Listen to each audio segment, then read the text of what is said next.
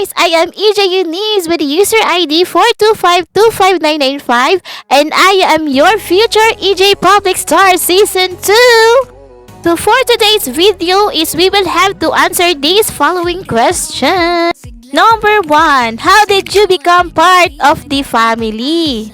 Unang-una guys, ako ay inimbitahan ng aming kapitbahay na mag-download ng Popo application. Nga, na-curious ako kung ano bang meron sa Popo. Nga guys, sa kagustuhan kong magkaroon ng extra income, ayun na, nag-download na agad ako ng Popo application. So ayun na nga guys, habang nag-scroll ako sa Popo application, nadaanan ko itong panel ng EJ Agency. Sa dinami-dami na nadaanan kong panel guys, eto lang talaga yung EJ Agency ang nag-entertain sa akin. Napadpad ako sa panel ni Ate Aisha at yun na nga, na-invite ako ni Ate Aisha. So, ayun na nga guys, sobrang saya ko dahil na-entertain talaga ako ni Ate Aisha at ni-message na ako sa Facebook niya at sa Messenger niya at doon na kami nag-chat-chat at ginaid niya ako pa isa-isa. Man ko na ganun pala talaga yung agency na ito, napaka-heartwarming, napaka-entertaining at yun na nga, ang dami-dami ko naging kaibigan sa araw na iyon. Noong una nga is nahihiya pa ako pero parang nakita ko sa kanila, uy, ka-vibes ko pala ito sila. Yun na nga, nagaganahan na talaga akong magpopo kasi nga, nagkaroon ako ng mga maraming kaibigan, nagchika-chika kami, dahil maraming akong time guys. At guys, alam nyo ba, unang salang ko pa lang sa Popo guys, pero sumali na agad ako sa PLC Challenge at sa Solo Live Challenge. Habang sumali ako sa PLC Challenge, nagaganahan talaga ako guys kasi ang dami-dami ko nang nakikilala at yun nga, nakita ko na doon yung ating founder, yung at ang ating mga napakabait na mga admins, mga EJ Public Stars, lalong-lalo na si EJ Nicole. At yun na nga guys, si EJ Nicole, ginawa niya akong guest sa kanyang presentation at sa pagkakaalam ko, yun yung niya, presentation sa pagka-public star. Number 2 question, what has been your best experience in the EJ family? Ay nako guys, sa dinami-dami, hindi ko na maalala. Pero guys yung totoo, unang-una talaga is yung pagtanggap nila sa akin dito ng buong puso kasi yun yung pinaka-the best na naramdaman ko talaga in the very beginning. Tapos, sinutuling akong pamilya, kaibigan, kapatid, kasandalan, kaiyakan, and everything.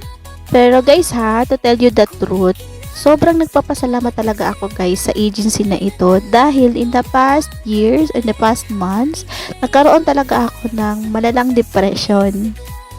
Kaya guys, yung Popo talaga sobrang laking tulong at isa na talaga doon yung EJ Agency. Doon ko nakita yung mga totoong tao na nagmamalasakit sa'yo, lalong-lalo na itong ating napakabait na founder guys, si Ma'am Emmy. At yung mga admins at yung mga naging kaibigan kong totoo dito sa EJ Agency, yun yung mga kaibigan mo na hindi mo naman akalain na dadamayan ka, yun yung pinaka-the best na naramdaman ko talaga dito sa EJ Agency guys. Yung maramdaman mo na sasabihin nila na andito lang kami para damayan ka, andito lang kami para makinig sa'yo. At guys, eto pa talaga guys nang dahil sa agency na ito guys, nagkaroon ako ng connection sa ating Panginoon. At yun na nga ang dahilan ni Lord guys kung bakit ako napadpad sa agency na ito. At yun na nga, dito ko nalaman ang hindi ko pa nalalaman about sa Kanya. Dahil doon nagkaroon ako ng matinding pananalig at alam na alam kong yun ang magbabago ng buhay ko. Kaya sobrang thankful talaga ako sa agency na ito. Number 3 questions. What made you decide to join the search for EJ Public Star Season 2? Sumali ako sa EJ Public Star Season 2 dahil gusto kong magpakatotoo. And I want to improve myself na alam ko sa sarili kong kaya ko. Of course, not in a selfish way. Sumali ako guys dahil gusto kong matuto. And I want to serve this agency ng buong puso. Sumali ako sa EJ Public Star Season 2 not to be entitled but to share with everybody kung ano kaganda ang EJ Agency. At gusto ko ring patunayan na ako ay isang produkto ng EJ Agency. Kaya guys, sa mga wala pang agency dyan na naghahanap ng masilungan, ng kapamilya, ng katiyahan, sumali na kayo sa EJ Agency guys. Promise na promise ko sa iyo, hindi ka talaga magsisisi.